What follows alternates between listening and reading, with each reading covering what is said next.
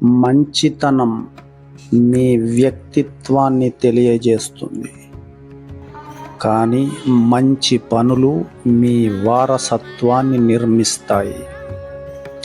కేవలం ఆలోచనలలో మంచిగా ఉండడం మాత్రమే సరిపోదు. ఆచరణలో మంచి పనులు చేయడం ద్వారానే సంపూర్ణ మనశ్శాంతి లభిస్తుంది.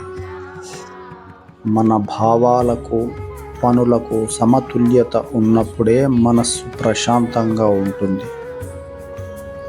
ఇంటర్నల్ అలైన్మెంట్ అంటే ఆంతరంగిక సమతుల్యత. మన నమ్మకాలు, ప్రవర్తన ఒకేలాగా ఉన్నప్పుడు మనసులో ఎటువంటి సంఘర్షణ ఉండదు. మానసిక ప్రశాంతతను ఇది మాత్రమే ఇవ్వగలుగుతుంది. సోషల్ హార్మనీ అంటే మంచి ఆలోచనలు ఇతరులకు కనిపించవు, కానీ చేసే సహాయం, చూపించే దయ ఇతరులకు మంచి సంబంధాలు, మంచి శాంతిని పెంచుతాయి. We are aligned with society in harmonious way. Self fulfilment అంటే ఆత్మ సంతృప్తి. అరిస్టాటిల్ వంటి తత్వవేత్తల ప్రకారం మంచి ఆలోచనలు కలిగి ఉండడం కంటే ఆచరణాత్మకత సార్థకతను చేకూరుస్తుంది. ఫైనల్లీ, హెల్పర్స్ హై అంటే ఇతరులకు సహాయం చేయడం వలన మంచి భావాలు కలిగి, మనస్సులో ఒత్తిడి తగ్గి, చుట్టూ ఉన్న వాతావరణము, సామాజిక సంబంధాలను మారుస్తుంది. మెదడులో dopamine, oxytocin, serotonin and endorphin అనే రసాయనాలు ఆందోళన తగ్గించి మన సంతోషాన్ని ఇనుబడించేసే అవకాశం. ఈరోజు మనం ఆనందం గురించి చర్చించుకుందాం. అక్షరాలు ఎప్పుడూ ఒంటరి, జత చేస్తే పదాలు అవుతాయి, పదాలు కలిస్తే కథలు అవుతాయి. జీవితం కూడా అంతే. ఒంటరిగా ఉంటే ఒక్కరమే, కలిస్తే అంతా ఆనందమే. ఆనందం ఆనందం ఆనందం. ఏంటి ఈ ఆనందం? ఈ ఆనందం కోసం ప్రతి మనిషి రకరకాల ప్రయత్నాలు చేస్తూ అది దొరికించుకోవడానికి వెంపర్లాడుతూనే ఉంటారు.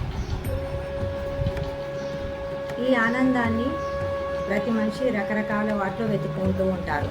కొందరు మానవ సంబంధాల్లో, కొందరు ప్రకృతిలో గడపడంలో, కొందరు విహారయాత్రల్లో, కొందరు ఆధ్యాత్మికతలో, ఇలా రకరకాల వాటిలో వెతుక్కుంటూ ఉంటారు.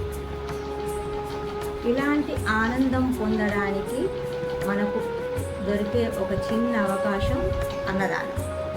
ఉన్నవారు ఉన్నంతలో, లేనివారు ఉన్నంతలో చేయగలిగే ఒక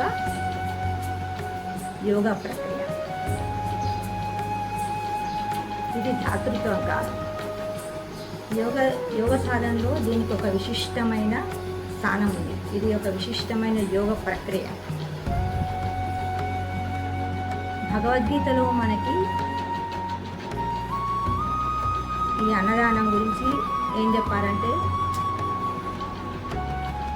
మనం అన్నదానం చేస్తే ఎన్నో దేవాలయాలను సందర్శించినటువంటి పుణ్యం మనకు దొరుకుతుంది. ఈ అన్నదానం ఒక జీవశక్తిని, ప్రాణంని అందించేటువంటి ప్రక్రియ.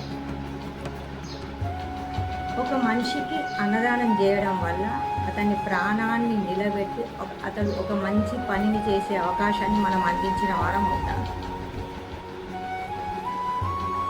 భగవద్గీతలో 17వ అధ్యాయంలో 21 శ్లోకంలో ఏం చెప్పబడిందంటే, ఈ అన్నదానం గురించి చాలా క్లియర్గా చెప్పాలి. అన్నదానం మనము ఎలాంటి ప్రతిఫలాపేక్ష లేకుండా చేయాలి. యత్యుపకారార్థం ఫలముద్దిశ్య వా పునః దీయతే చ పరికృష్టం తద్దానం రాజ సంస్కృతమే. కానీ అయిష్టంగా ఇవ్వబడిన దానము ఏదో తిరిగి వస్తుందనే ఆశతో లేదా ప్రతిఫలం ఆశించి ఇవ్వబడిన దానము రజోగుణంలో ఉన్నదని చెప్పబడింది. అందుకే మనం అన్నదానాన్ని ఎలాంటి ఫలాపేక్ష లేకుండా మనం ఆనందించడానికి దొరికినటువంటి చిన్న అవకాశంగా భావించి దాన్ని వదులుకోకుండా మన వంతు ప్రయత్నం చేయడానికి మనం ప్రయత్నం చేద్దాం.